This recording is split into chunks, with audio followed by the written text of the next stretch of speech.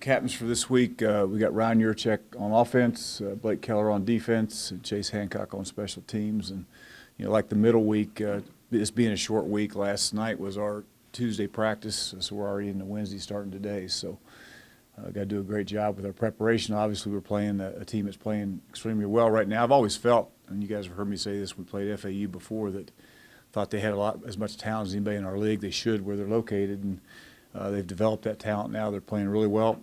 Quarterback Driscoll is a guy that we've seen for a couple of years now, and their two backs, Singletary and Howard, are tremendous players. They're anchored up front offensively by the three inside guys are all seniors. Played a lot of football for them, and they're doing a nice job on defense. So it's going to be, obviously we had to have a great week of preparation. Got to be extremely tough, physical, well-prepared football team when we get down there for Friday night games. So we got to get busy and get to work. What about Driscoll? I mean, what is, from what you can tell, what's Lane been able to do to get him to operate that offense?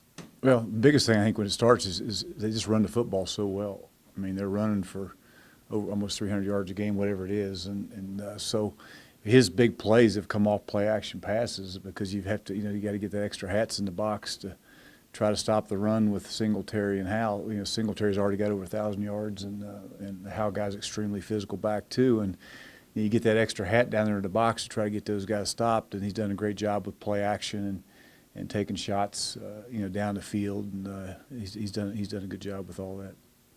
They don't ask him to throw it 30 times a game. If you look at stat-wise, what they're doing, they're handing the ball off and play action, and he's done a good job, with that offense. How tough is it not to prepare for that pace that they run? Well, it's hard. I mean, and we've done that. And last night we took two different sets of skill guys and with carted them up and gone as fast as we can. But they do a good job with their pace. We've done a little bit of that in practice, not near what they do. They do primarily all the time. They'll still do some check with me at the line, but they do a great job with that, and we'll do the best we can to prepare for it this week. Singletary, what have you seen out of him, the growth from last year to this year that makes him such a special back? Well, he's physical. He's tough. He makes all the cuts, and he's done a nice job. He's a good back. I know we had, we've got a couple coaches here that know people that have been on that previous staff. They think he's an NFL caliber talent, back, and watched him on tape. Unfortunately, that's what he looks like. He gained 1,000 last year, but he needed all season, so I guess Yeah. he picked up something somewhere. That you said it. I mean, he gained a quiet 1,000 a year ago, and he did. And this year, going into what they're 5-2, I think is what they're, or 5-3, I guess is what they are, right, Steve? And so in 8 games this year, he's got well over 1,000 yards. So he's a good back.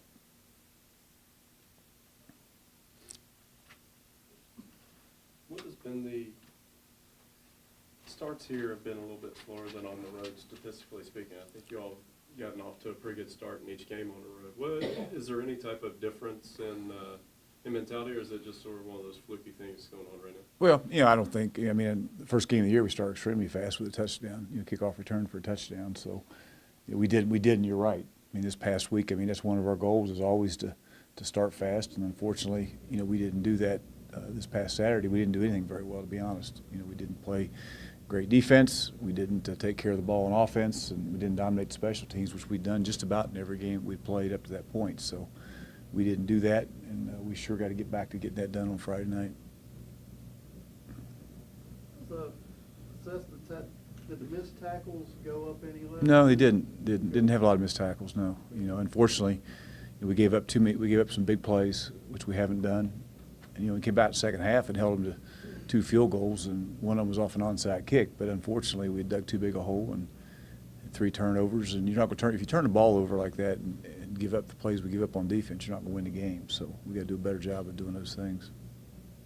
FAU team makes you pay for turnovers. The FAU, they're probably not probably. If you look stat-wise, they create an awful lot of turnovers, from that defense. And the one thing you can't do against, you don't want to give that offense too many. You look at that game they played against Western last week, and I think going into fourth quarter it was 28-20.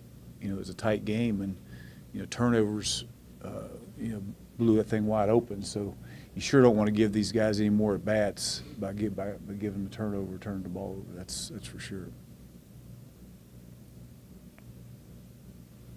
Know that your all's defense has really, been the lead for you all this year, but is this a week in which the offense can help the defense by sustaining drives and continuing the third down efficiency? Well, I think anytime you play a team that's playing like they're playing, it's got to be a total team effort. We got to be the best team on the field on Friday night, which we've been a lot this year, and we have to do the same. The offense has to help the defense. The defense has to get off the field on third. We got to do the things that we've been doing for the first 7 games, and that's getting off the field on third down. That's staying on the field on third down, converting third downs, and that's playing great special teams and taking care of the football. I mean, this game is no different than any others, although they do a great job with their tempo, but just follow the plan to win. It starts with playing great defense and taking care of the ball on offense and doing, doing a great job with special teams. And we've done all 3 of those things, for the first 7 games. We got to make sure we find a way to get that done on Friday night.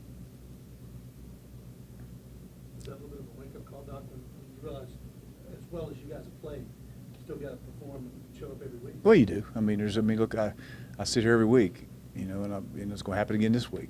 Somebody's going to get beat that shouldn't, and you just got to make sure you prepare yourself so it's not you.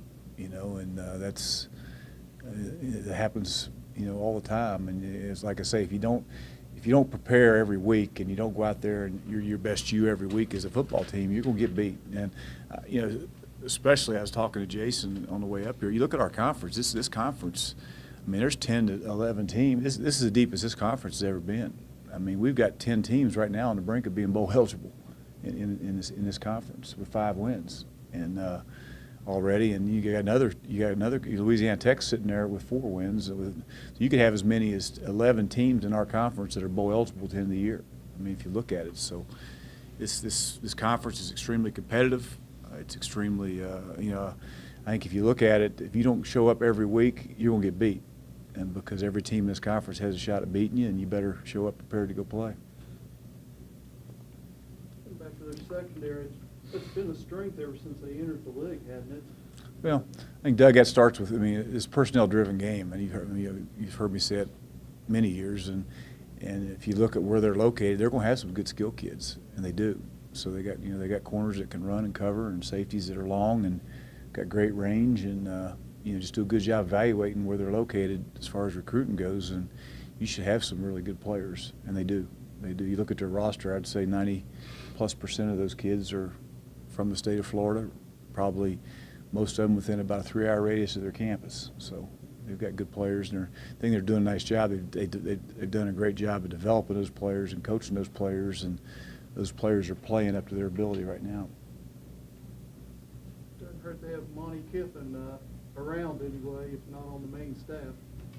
He's been he's an excellent football coach, and as we all know, and I'm sure that they've got a lot of tremendous coaches on that staff. So we'll have to make sure that we're well prepared.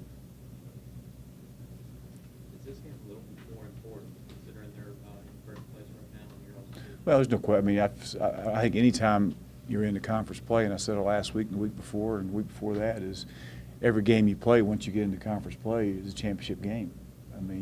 It is, and everything that we want and everything, all our goals and standards and expectations that we have here are still out there for us. He's got to go win, and so our players understand that, and our coaches understand that, and we just got to go play, be the best team on the field. Somehow find a way to be the best team on the field on Friday night. Chase has had tough outings before.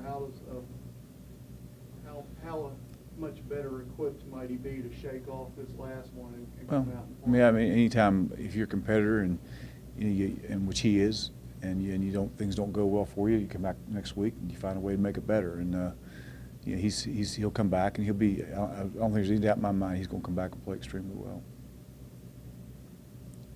He's already experienced a short week before this year. How helpful do you think that would be for the guys that they've already gone through it? Well, we've already done it. And I'm not sure if we're the only league, or if we're the only team in the league that's had to go on the road and play 2 Friday night games. It probably are, which I don't totally understand. But that being said, we've done it and probably played our best overall game with the preparation we had prior to the Middle Tennessee State game, which is the same preparation we'll have this week. So our kids have done it, and they were successful doing it, so we got to do the same thing this week, and hopefully we can get the same results.